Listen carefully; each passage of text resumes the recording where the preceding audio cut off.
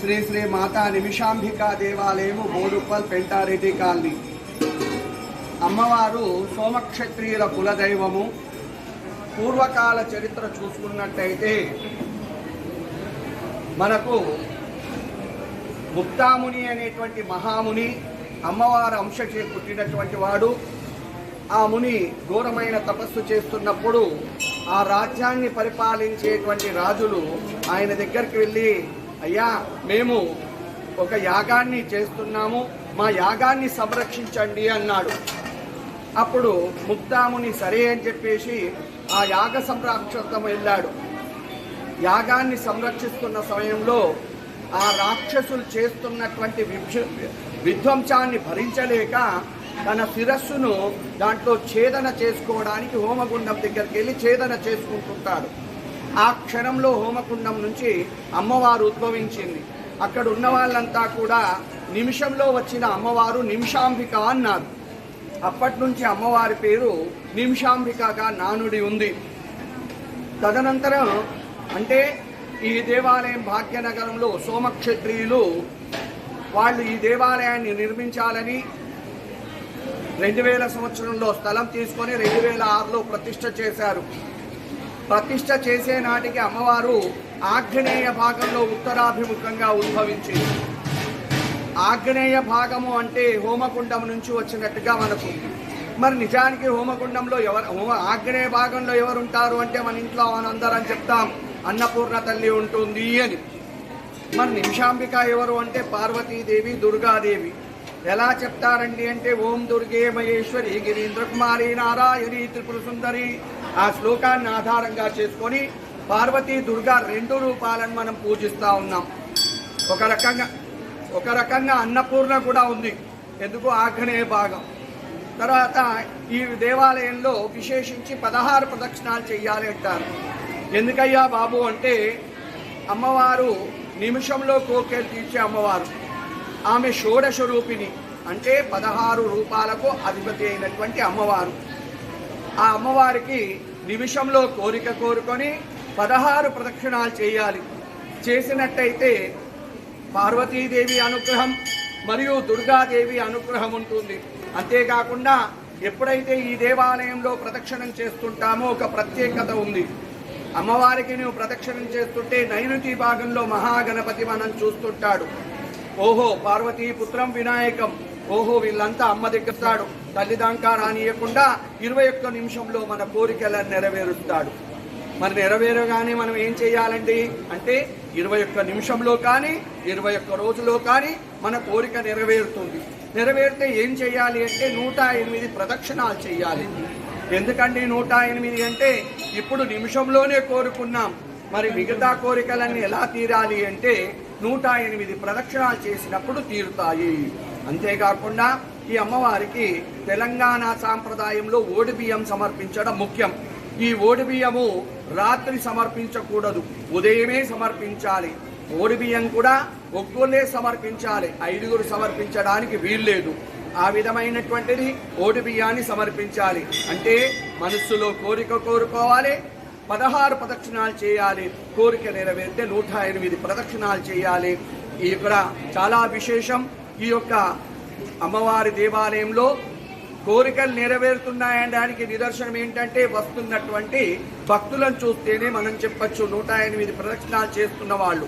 అమ్మ శుక్రవారం నాడు విశేషమైన జనాలు ఉంటారు కనుక బట్టి రోజు వచ్చి ప్రదక్షిణాలు చేసుకోవడం విశేషంగా ఉంటుంది. నిత్య కళ్యాణం పచ్చతోరణం అమ్మవారికి శుక్రవారం రావాలన్న గురువు గారు అని అడుగుతున్నారు. ఎక్కడ చెప్పారండి?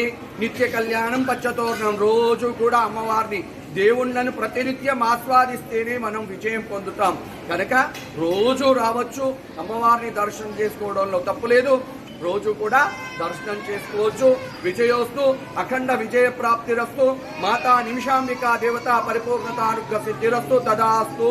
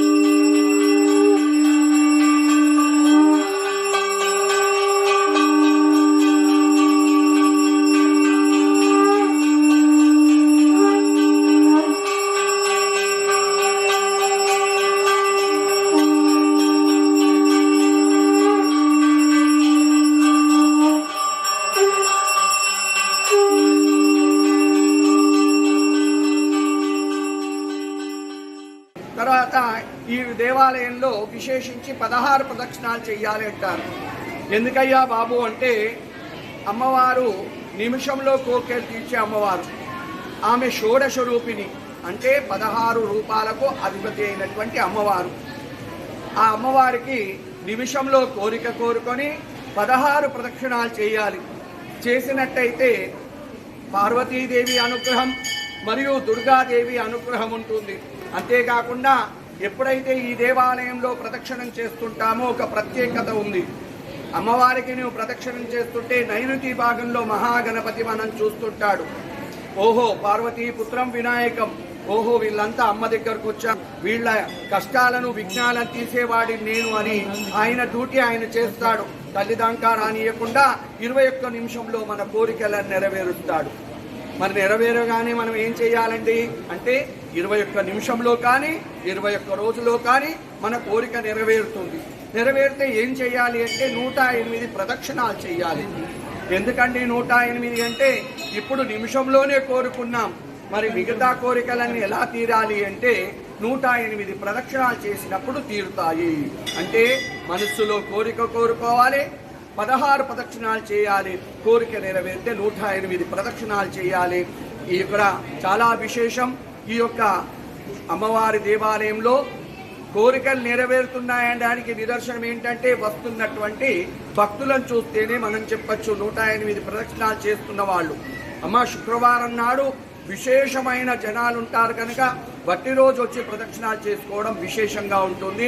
విజయోస్తు, అఖండ విజయ ప్రాప్తిరస్తు, మాతా నిమిషాంబికా దేవత పరిపూర్ణతానుగ్రహ సిద్ధిరస్తు తదాస్తు.